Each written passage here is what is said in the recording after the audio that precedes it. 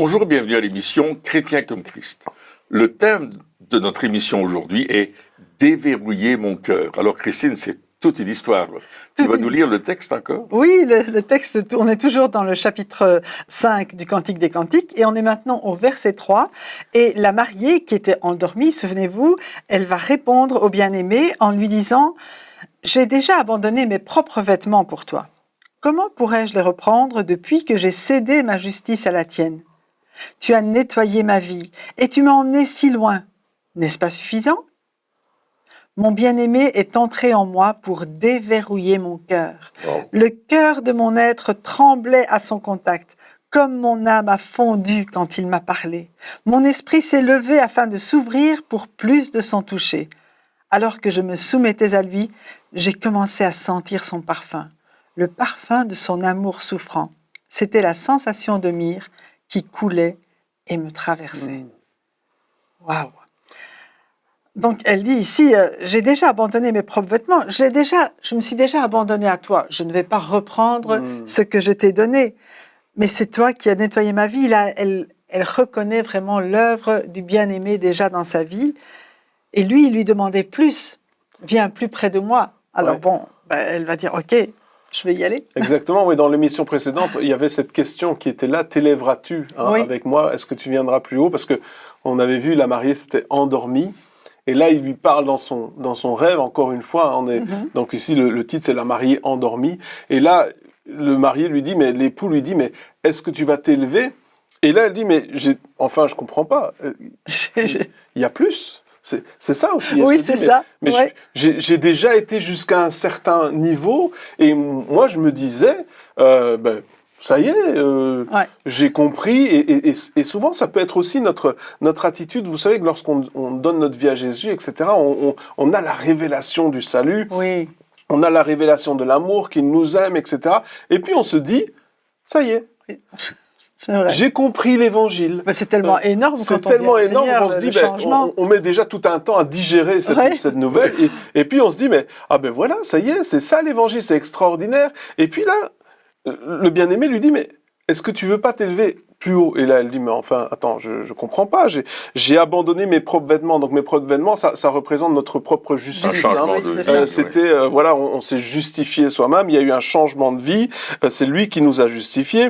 Je peux pas les reprendre parce que j'ai cédé ma justice à la tienne. Donc, tu as nettoyé ma vie. Donc, ce qui se passe au salut. Tu m'as emmené si loin. Donc, mais évidemment, par rapport à là où nous étions avant, on était dans les ténèbres les plus profonds, et puis là, tout d'un coup, on est dans la lumière, on découvre cet amour, etc. Et puis, on dit, mais est-ce que c'est pas suffisant? Est-ce que tu veux dire qu'il y a encore plus?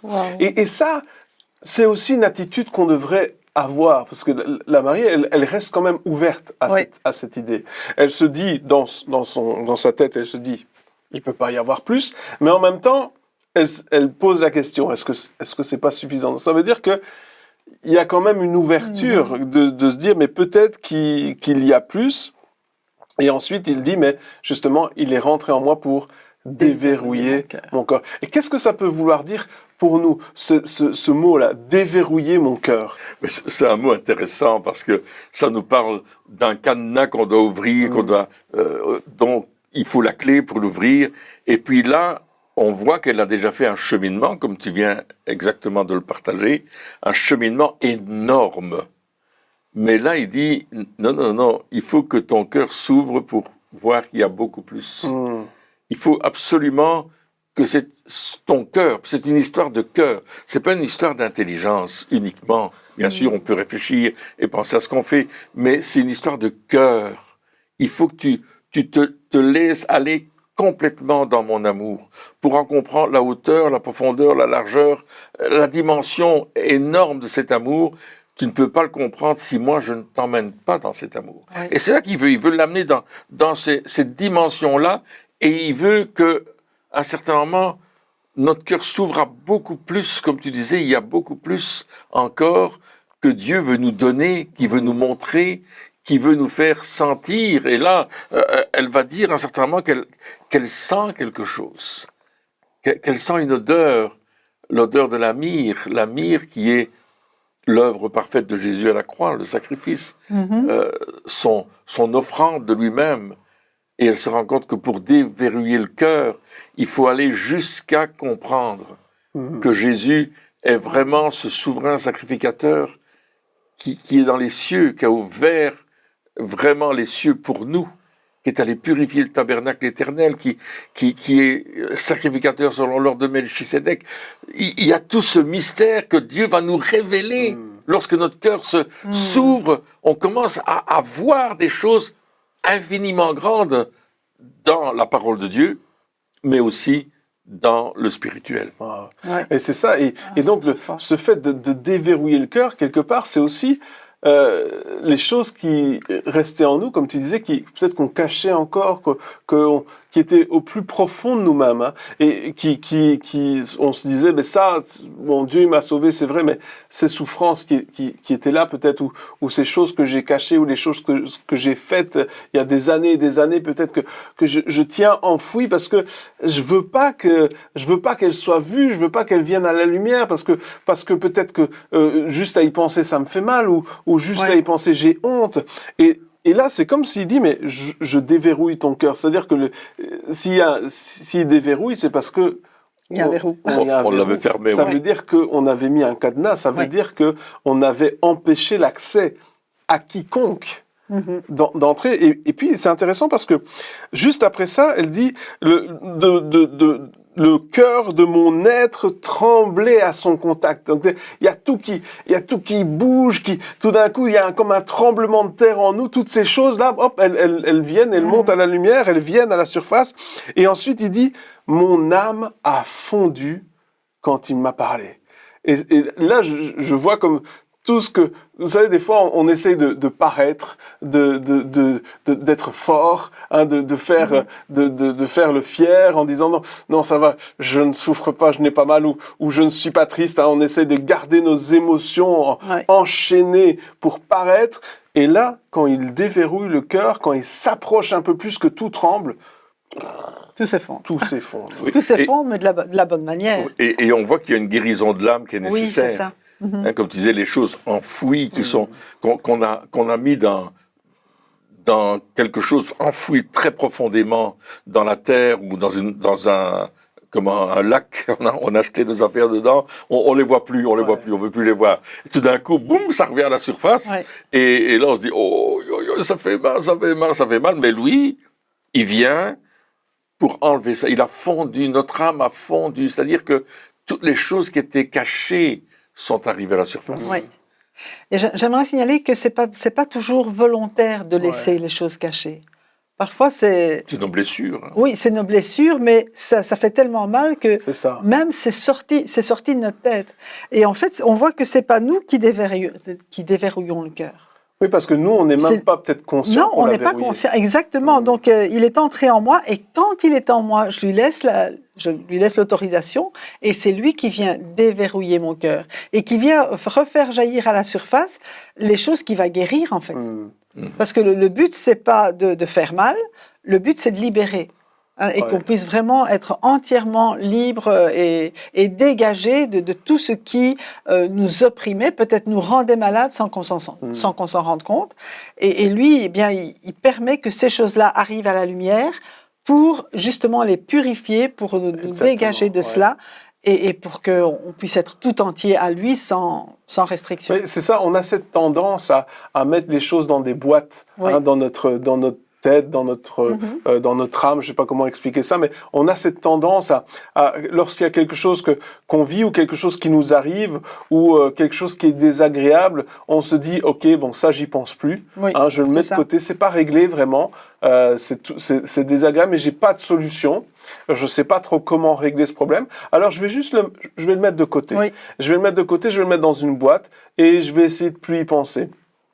Et ce qu'on se rend pas compte, c'est que ces choses-là qu'on a mis dans les boîtes sans les régler, eh bien, elles pourrissent notre être. Hein, on peut parler même des fois d'effets physiques, Oui, de tout à maladies fait. physiques. Il y a des maladies qui viennent Mais de là, oui. le plus souvent, ces choses-là, elles nous empêchent au fait de nous approcher plus de Dieu. Elles sont là, elles nous empêchent. Et la Bible nous dit que rien n'est caché devant sa face. Tout est à la lumière, oui. tout est mis à nu devant lui. Ça veut dire quoi? Ça veut dire que lorsque je vais m'approcher de lui, ces boîtes, elles vont s'ouvrir toutes seules. Et là, je vais dire, non, non, non, non, au secours, non, ça s'ouvre, non, je veux pas. Et là, on va voir les choses qui sortent qu'on avait mis dans les boîtes, et ça sort, et il va dire, ah non, non, surtout, je veux pas que ça vienne à la lumière, parce que ça me fait mal quand ça vient à la lumière, parce que j'ai pas envie, j'aime pas ça, j'aime pas cette sensation, j'aime pas ce sentiment. Non, je veux pas que ça monte. Et pourtant, ça monte, et là, on se dit, mais il y a ce moment où on se dit, mais maintenant je suis foutu parce qu'il y a trop de choses je vais pas arriver à gérer tout ça. Déjà, une à la fois, j'arrivais pas. Mais alors que tout monte en même temps, je vais pas y arriver. Et alors, on voit ces choses-là qui montent, mais on se rend pas compte que lui est là. Et lui, il règle ces choses-là. Exactement. Il vient et il est en train de changer notre mentalité en disant, ces choses que tu as l'habitude de mettre dans des boîtes, arrête de les mettre dans les boîtes. Amène-les directement. Donne-les-moi. Donne-les-moi directement. Tu n'as plus besoin de tes boîtes. C'est ça. Et c'est ça qui est en train de se passer dans la vie de la Shulamite. Elle se dit, mais il n'y a pas plus, mais toutes mes boîtes, il n'y a pas plus, il n'y a pas plus, il n'y a pas plus. J'essaye de la tenir, hop, ça monte. Et là, elle dit, mais tu as déverrouillé mon cœur, ça tremblait, mon âme a fondu. Et ensuite, mon esprit s'est levé afin de s'ouvrir pour plus de son toucher. Waouh! Donc au moment où tout a fondu, au moment où tout a disparu, quand c'était la fin, elle se rend compte que c'était le début. C'est vrai. Et à ce moment-là, elle a pu s'ouvrir pour plus de Dieu. Fort. Et ça doit être notre attitude aussi en disant, ok, ces boîtes, elles vont s'ouvrir, d'accord. Donc j'ai ouvert la porte, maintenant je laisse déverrouiller mon cœur et se passera ce qui se passera. Mais je sais que tout ce qu'il a prévu pour moi, c'est pour mon bien. Absolument, c'est extraordinaire. C'est merveilleux. Et il dit, à ce moment-là, j'ai senti son parfum. J'ai commencé à sentir son parfum lorsque je me soumettais à lui. Alors, pourquoi est-ce qu'il y a cette soumission? Eh bien, il y a cette soumission parce que on sait qu'on est aimé et que le seul but de notre bien-aimé, c'est de nous libérer de tout ce qui nous empêche de vivre parfaitement avec lui. Donc, quand je soumets ma vie à Dieu, quand je m'offre comme un sacrifice vivant, comme disait l'apôtre Paul, à ce moment-là, je vais rentrer dans cette dimension où Dieu va me révéler encore plus de son amour, parce que je suis prêt à recevoir plus de son amour. Et là, il y a ce parfum qui vient. Le parfum qui nous rappelle que si j'ai cette délivrance dans ma vie, si j'ai cette guérison de mon âme, si j'ai cette guérison de mon corps, de mon esprit, de ma façon de penser, d'agir, c'est parce que Jésus a payé le prix. On ne doit jamais oublier que c'est pas à cause de nous. C'est pas nous qui l'avons fait, c'est pas moi, c'est pas mes œuvres, c'est pas mes actions, mais c'est la grâce de Dieu à travers l'œuvre parfaite de Jésus à la croix de Golgotha, sa mort, sa mise au tombeau et sa résurrection, comme annoncé dans les Écritures, nous dira Jésus lui-même, comme c'est annoncé dans les Écritures. Alors c'est extraordinaire parce que là, je vais avoir cette sensation de myrrhe qui coulait, et il dit bien, et me traversait. Donc à travers elle, on sent qu'on est au bénéfice de la grâce totale de Dieu. C'est fantastique. Et moi, ce que je vois dans ça, c'est le sang de l'agneau, en fait, qui coule et qui nous traverse, qui vient en travers de nous, qui coule. Et c'est comme une rivière qui emmène, justement, toutes ces choses, qui détruit complètement toutes ces blessures, toutes ces choses. C'est extraordinaire parce que ça veut dire qu'on n'a pas besoin de vivre avec toutes ces souffrances. C'est vrai. On n'a pas besoin de vivre avec toutes ces choses cachées. On n'est pas obligé de vivre dans le mensonge. On n'est pas obligé de vivre à devoir faire semblant tout le temps. C'est pas à ça que Dieu nous appelle. Lorsqu'il nous appelle, il vient, il veut transformer notre vie. Il veut pas faire un travail à moitié. Il veut faire quelque chose qui va vraiment nous transformer. Et comme tu disais, à ce moment-là, waouh, je sens une odeur d'un parfum. Donc, quand on sent un parfum, c'est quelque chose d'agréable. Ouais. On pourrait se dire, ah mais si j'ouvre, ça va être désagréable. Les souvenirs de ces choses-là, la pensée de ces problèmes-là, c'est quelque chose de désagréable. Et là, il est en train de dire, finalement, je l'ai fait, je pensais que ça allait être terrible, j'ai fondu et puis j'ai senti quelque chose d'agréable. Oui. Tout d'un coup, je me suis senti bien. En fait, le parfum, elle dit de son amour souffrant. Et on se souvient que Jésus, il a porté toutes nos souffrances. Non seulement il nous a purifiés, il nous a lavés, mais il a porté lui-même toutes nos souffrances. Et donc, c'est cette sensation de myrrhe que Jésus, s'il peut nous libérer, s'il peut vraiment nous guérir à l'intérieur, c'est parce que lui, il a porté tout cela. Toutes ces souffrances que nous avons portées, il les a portées pour nous. Et à cause de cela, il peut nous en libérer. Et c'est ce parfum aussi qui emmène, hein, comme tu le disais, qui entraîne tout cela. Et c'est vraiment simplement extraordinaire. Hein, le fait de se soumettre à lui parce qu'on sait que lui, il a le meilleur. Il nous donne le meilleur. Il nous libère de tout ce qui nous fait mal parce qu'il a des projets de paix et non de malheur pour nous, et il nous conduit dans ces projets. Et ce qu'il attend de nous, c'est aussi cet amour inconditionnel, cette confiance. Vraiment, cette confiance inconditionnelle. Ça marche par la foi. Oui, je me soumets à celui en qui j'ai toute ma confiance. Je sais qu'il va me conduire là où c'est le meilleur.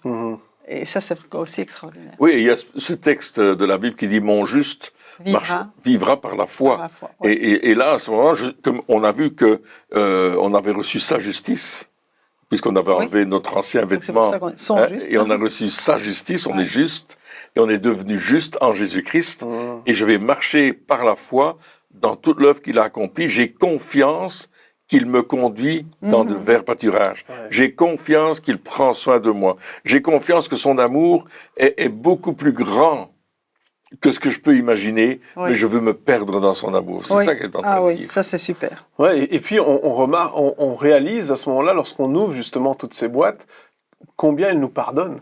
Ah, oui. Oh, oui. Il est dit, celui à qui on pardonne beaucoup, aime beaucoup. Ouais, et je pense que là, à ce moment-là, quand on réalise, des fois, on vient de dire, non, j'avais pas fait grand-chose finalement, mais là, quand toutes ces boîtes s'ouvrent, toutes ces choses cachées, tout d'un coup, on se dit, wow, ok, d'accord, il y avait beaucoup plus de boulot. On réalise combien il nous a pardonné, et on l'aime encore davantage. Hein. C'est vrai.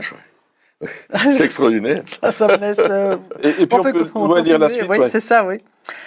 Donc elle continue en disant « J'ai ouvert mon âme à mon bien-aimé, mais soudain il était parti.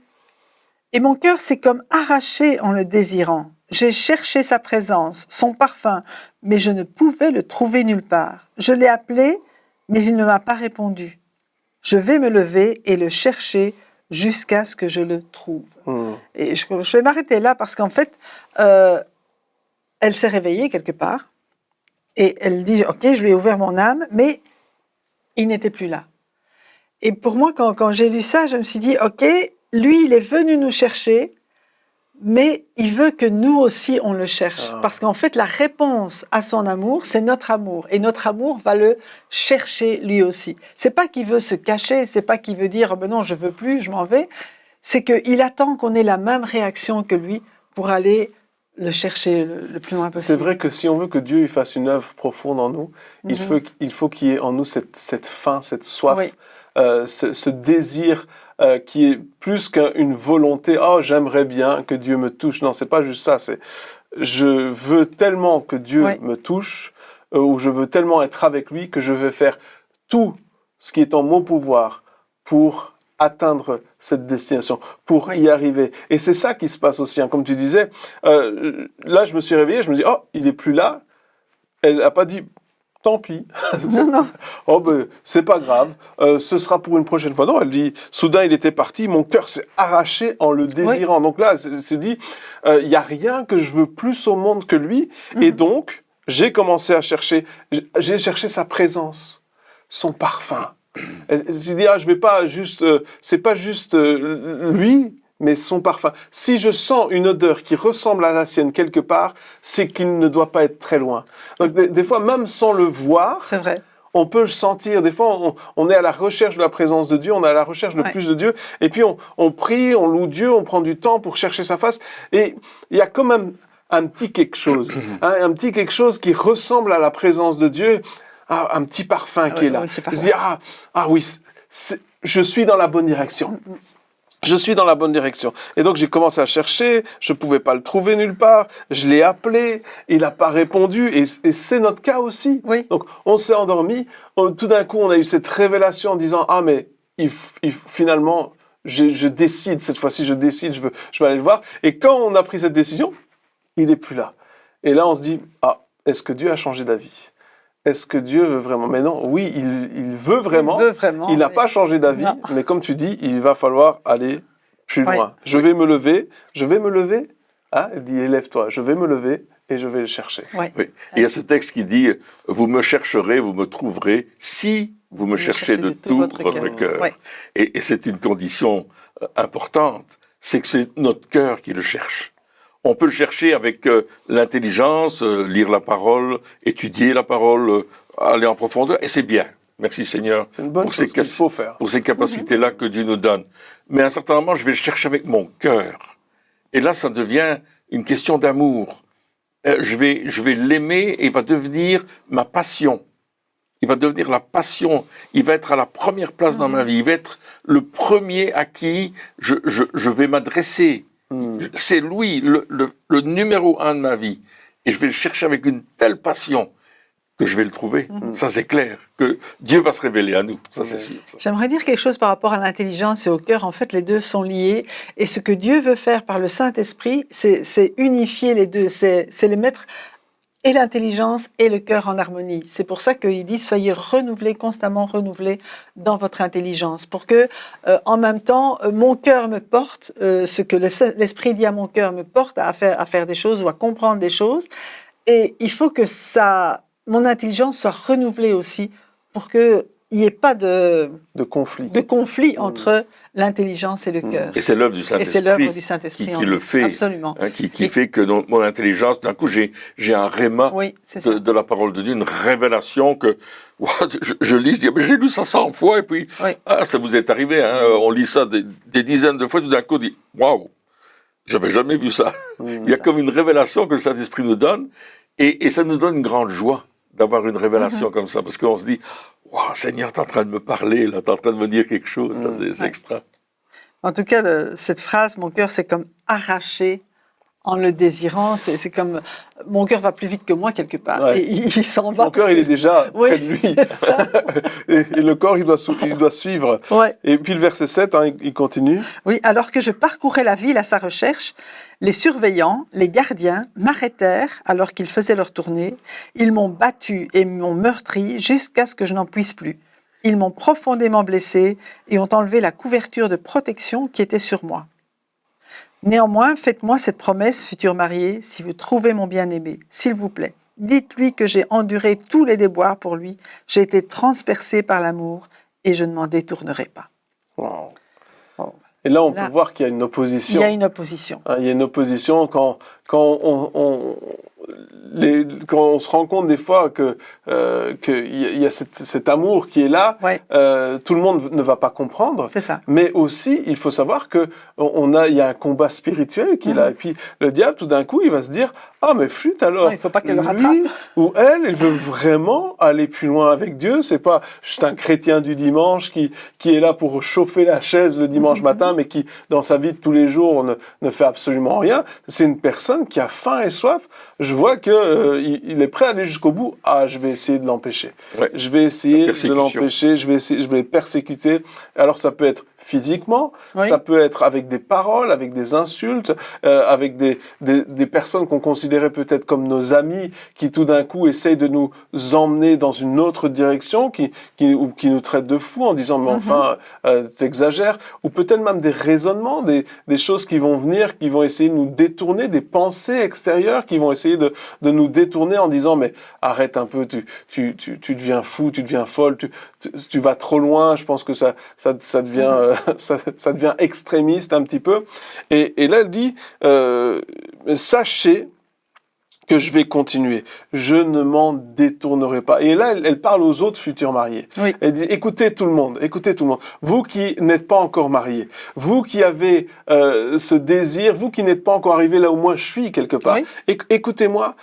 je vais continuer quand même. Et là, moi, je peux pas m'empêcher de penser à l'apôtre Paul qui disait, Exactement. mais vous savez quoi, je suis en prison, mais je n'en ai pas honte. J'ai souffert pour l'évangile, mais sachez que je n'ai pas honte de ce que j'ai fait. Sachez que je suis fier des souffrances que j'endure. Sachez que peu importe ce qui est en train de se passer, je vais continuer. Sachez que je cours le bon combat parce que il dit, je suis avec lui. C'est ça, au fait, Paul, il est en train l'apôtre Oui. Paul, il dit ça. Et il dit, je Oui, il a cette souffre, ce sera proximité. pour votre gloire. Ce soir, Oui, exactement. c'est Donc, C'est extraordinaire. alors là, ça renverse toutes nos mentalités. ouais. Mais alors que nous, tout ce qu'on essaie de faire, c'est éviter la souffrance, C'est vrai, ouais. quelque part. Ouais. Et là, elle a couru vers la souffrance. Ouais. Et elle dit, mais je vais continuer parce que je sais que je suis sur la bonne voie. C'est extrême quand Ouais, même. oui. Mais c'est ce que Dieu provoque en nous. Oui, c'est vrai. Écoute, c'est quand même fort. Ils m'ont profondément blessée et ont enlevé leur couverture de protection qui était sur moi. Donc, quelque part, elle aurait pu se dire, oui, mais je suis plus protégée. Qu'est-ce qui se passe? C'est pas normal. Et ça arrive parfois, hein, même dans les circonstances qui sont là. Mais elle a continué. Elle a continué. Et elles vont voir qu'elle va arriver à son but. Ouais. Hein, c'est ça qui est extraordinaire. On sait la fin avant le début, mais pourquoi? Parce qu'elle a été transpercée par l'amour. Ouais. Et c'est vraiment l'amour de Jésus qui la porte. Alors, c'est vrai que c'est un amour souffrant, on en a parlé les autres fois, mais ici, elle vit cette souffrance. C'est plus seulement la souffrance de Jésus en elle, c'est elle traverse cette souffrance, mais elle aussi va persévérer jusqu'au bout pour atteindre son bien-aimé. C'est ça, et puis quand on arrive justement à cette étape, hein, Oui. donc on se souvient, donc on était, donc si on parle de l'émission précédente, on était peut-être rétrograde un petit Oui. peu, la passion Oui. était, et puis là on se dit,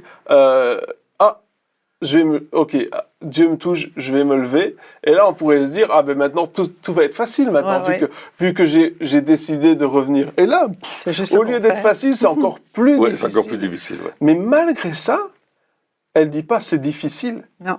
Elle dit je vais continuer parce que j'ai été transversée par l'amour. Donc quelque part, lorsque, malgré le fait qu'on sache le prix à payer, peut-être qu'au début on ne le sait pas, mais après X temps dans notre marche avec Dieu, on sait quel est le prix à payer. Et puis malgré ça, si malgré cela on se dit, je prends cette décision, eh bien, peu importe ce qui nous arrive, peu importe les souffrances dont on doit endurer, ce n'est rien comparé à cet amour que on ressent de sa part. Vu que c'est ça qui la transperce vraiment. C'est pas la souffrance qui l'a marquée, Non, c'est l'amour qui l'a transpercée.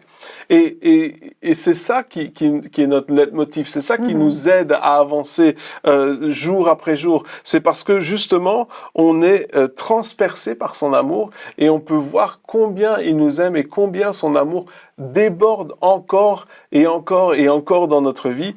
Et ça nous aide et ça nous transporte. C'est vrai. Parce que toutes ces choses qui sont montées à la surface sont maintenant réglées.